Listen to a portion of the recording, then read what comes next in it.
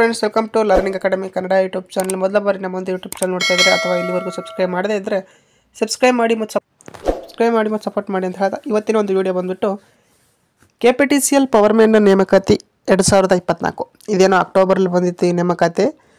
ಇದರ ಒಂದು selection process, ಇದರ ಒಂದು ಎಲ್ಲ ಗೊತ್ತಾಗಿದೆ ನಿಮಗೆ. ಅಂದರೆ ಎಕ್ಸಾಮ್ ಮಾಡಬೇಕು ಅಂದ್ಕೊಂಡ್ರು, ಅದರ ಎಕ್ಸಾಮು ಆಗಲೇ ಇಲ್ಲ. ಕೋರ್ಟ್ ಸಹ ತೀರ್ಪು ನೀಡಿತು, ಈ ಬಾರಿ ಎಕ್ಸಾಮನ್ನು ಮಾಡೋದಿಲ್ಲ, ಮುಂದಿನ ಬಾರಿಯಿಂದ ಎಕ್ಸಾಮನ್ನು ಮಾಡ್ತೇವೆ ಅಂತೇಳಿ. ಈಗ ಬಂದುಬಿಟ್ಟು ಅದರ ಒಂದು ಎಕ್ಸ್ಪೆಕ್ಟೆಡ್ ಕಟ್ ಆಫು ನೀವೆಲ್ಲರೂ ನೋಡಿದ್ರೆ.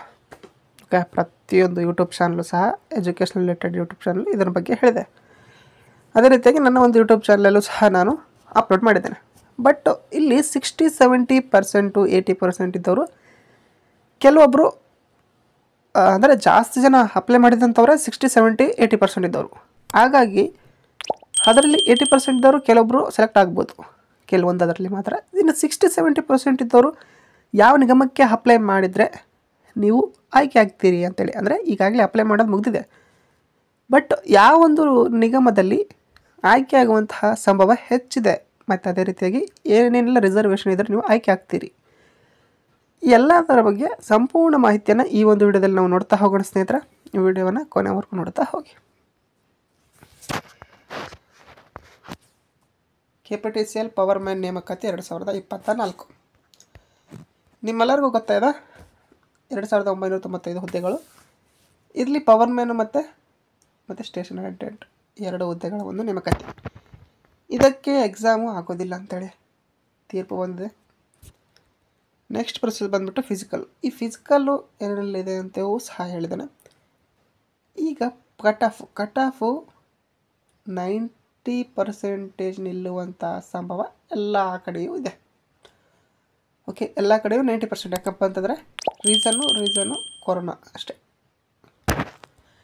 ನೆಕ್ಸ್ಟ್ ಬಂದುಬಿಟ್ಟು ಇನ್ನೇನು 60% ಇದ್ದಾರೆ, 70% ಇದೆ, ನಂದು 80% to 83% ಇದೆ.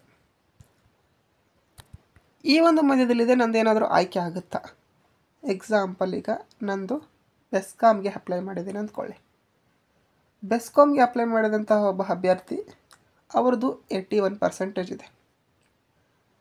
ಜನರಲ್ ಆಯ್ಕೆ ಆಗ್ತಾರಾ? 81% ಇತ್ತು, ಬೆಸ್ಕಾಮ್ಗೆ ಅಪ್ಲೈ ಮಾಡಿದ್ದೀನಿ, ನೀವು ಜನರಲ್ ಅಂತಂದರೆ ಆಯ್ಕೆ ಆಗುವಂತಹ ಸಂಭವ ಇಲ್ಲ. ಯಾಕಿಲ್ಲ ಅಂತಂದರೆ ಜನರಲ್ ಕಟ್ ಆಫು ಹೈ ಇರ್ತದೆ ಸ್ನೇಹಿತರೆ. ಓಕೆ, ಜನರಲ್ ಕಟ್ ಆಫು ಕಡಿಮೆ ಅಂತೂ ಇರೋದಿಲ್ಲ, 90 ಅಬೋನೇ ಇರ್ತದೆ ಪರ್ಸೆಂಟೇಜ್. 81% ಅಂತಕ್ಕೂ ಸಾಧ್ಯವಿಲ್ಲದ ಮಾತದು ಜನರಲ್ಲಲ್ಲಿ. ಓಕೆ, ನಂದು ಅಂತಂದರೆ ಒಬ್ಬೊಬ್ಬ ಅಭ್ಯರ್ಥಿ 81% ಇದೆ, SC ಅಂದ್ಕೊಳ್ಳಿ. ಅದೇ ಬೆಸ್ಕಾಮ್, ಅವರು ಸೆಲೆಕ್ಟ್ ಆಗುತ್ತಾ? ಸೆಲೆಕ್ಟ್ ಆಗುವಂತಹ ಚಾನ್ಸಸ್ ಇದೆ ಸ್ನೇಹಿತರೆ ಬೆಸ್ಕಾಮಲ್ಲಿ.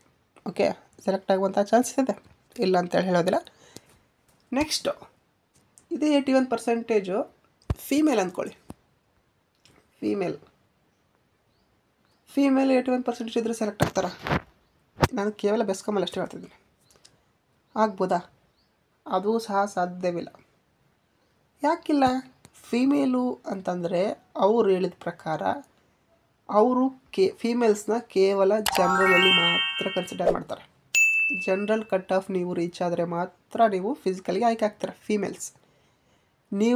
ನಿಮಗೆ ಯಾವುದೇ ರೀತಿಯಾದಂತಹ ಒಂದು ಕ್ಯಾಟಗರಿ ರಿಸರ್ವೇಷನ್ ಇರೋದಿಲ್ಲ ಸ್ನೇಹಿತರೆ, ಹುಡುಗಿಯರಿಗೆ ಮಾತ್ರ.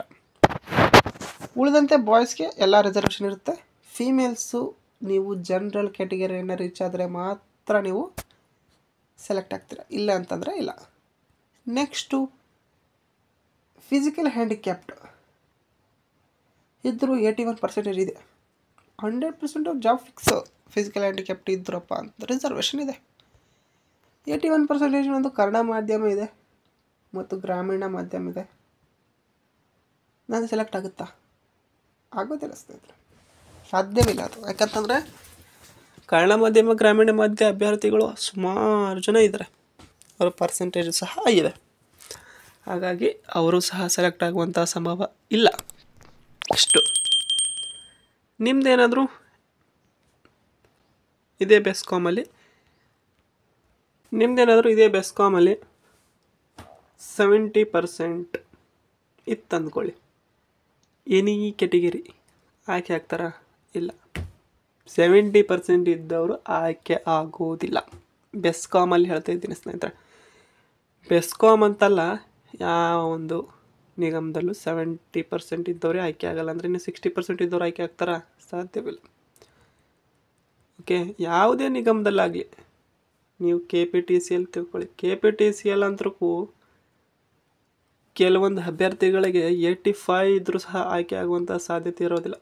ಯಾಕಂತಂದರೆ ಜಾಸ್ತಿ ಕಾಂಪಿಟೇಷನ್ ಇದೆ ಸ್ನೇಹಿತರೆ KPTCL. ನೆಕ್ಸ್ಟು ಬೆಸ್ಕಾಮಲ್ಲೂ ಸಹ 60-70% ಇತ್ತು ಅಂತಂದರೆ ನೀವು ಸಹ ಅಲ್ಲಿಯೂ ಆಯ್ಕೆ ಆಗಲ್ಲ. ಬೆಸ್ಕಾಮು ಮತ್ತು ಮೆಸ್ಕಾಮ್ ಇಲ್ಲಿ ಏನಿದೆ, ನೀವು 60% ಇತ್ತು ಅಂತಂದರೆ ಆಯ್ಕೆ ಆಗೋದಿಲ್ಲ. 60-70% ಇತ್ತು ಅಂತಂದರೆ. ನೆಕ್ಸ್ಟು ಜೆಸ್ಕಾಮು, ಹೆಸ್ಕಾಮು, ಮೆಸ್ಕಾಮ್ ಇಲ್ಲಿಯೂ ಸಹ ನೀವೆಲ್ಲಿಯೂ ಅದಕ್ಕೆ ಆಯ್ಕೆ ಆಗೋದಿಲ್ಲ. ಜೆಸ್ಕಾಮ್ ಆಗಲಿ, ಹೆಸ್ಕಾಮ್ ಆಗಲಿ, ಚೆಸ್ಕಾಮ್ ಆಗಲಿ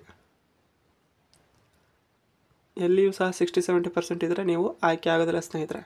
ನೀವೇನಾದರೂ ಫಿಸಿಕಲ್ ಹ್ಯಾಂಡಿಕ್ಯಾಪ್ಟ್ ಇದ್ದೀರಿ ಅಂತಂದರೆ ನೀವು 60%-70% ಇತ್ತು ಅಂತಂದರೆ ನೀವು ಆಯ್ಕೆ ಆಗ್ತೀರಿ. ಅದೇ ರೀತಿಯಾಗಿ ನೀವೇನಾದರೂ ಎಕ್ಸ್ ಸರ್ವಿಸ್ ಮ್ಯಾನ್ ಇದ್ರಿ ಅಂತಂದರೆ ನೀವು 50 ಹಿಡಿದು 60% ಒಳಗಿದ್ರೂ ಸಹ ನೀವು ಆಯ್ಕೆ ಆಗ್ತೀರಿ ಎಕ್ಸ್ ಸರ್ವಿಸ್ ಮ್ಯಾನ್ಗೆ. ಈ ರೀತಿಯಾದಂತಹ ಒಂದು ಕಟ್ ಆಫ್ ಇರಲಿದೆ ಸ್ನೇಹಿತರೆ. ಹಾಗಾಗಿ ಈ ಒಂದು ಅನಾಲಿಸಿಸ್ ನಿಮಗೇನಾದರೂ ಇಷ್ಟ ಆಯಿತು ಅಂತಂದರೆ ವಿಡಿಯೋವನ್ನು ಲೈಕ್ ಮಾಡಿ, ಶೇರ್ ಮಾಡಿ ಮತ್ತು ತಪ್ಪದೇ ಸಬ್ಸ್ಕ್ರೈಬ್ ಮಾಡಿ ಅಂತ ಹೇಳ್ತಾ ಈ ಒಂದು ವಿಡಿಯೋ ಇಷ್ಟಕ್ಕಾಗಿ ಧನ್ಯವಾದ. ನೆಕ್ಸ್ಟು ನಿಮಗೆ ಯಾವುದರ ಬಗ್ಗೆ ವಿಡಿಯೋ ಬೇಕು ಅದನ್ನು ಕಾಮೆಂಟನ್ನು ಮಾಡಿ ಅಂತ ಹೇಳ್ತಾ ಥ್ಯಾಂಕ್ಸ್ ಫಾರ್ ವಾಚಿಂಗ್.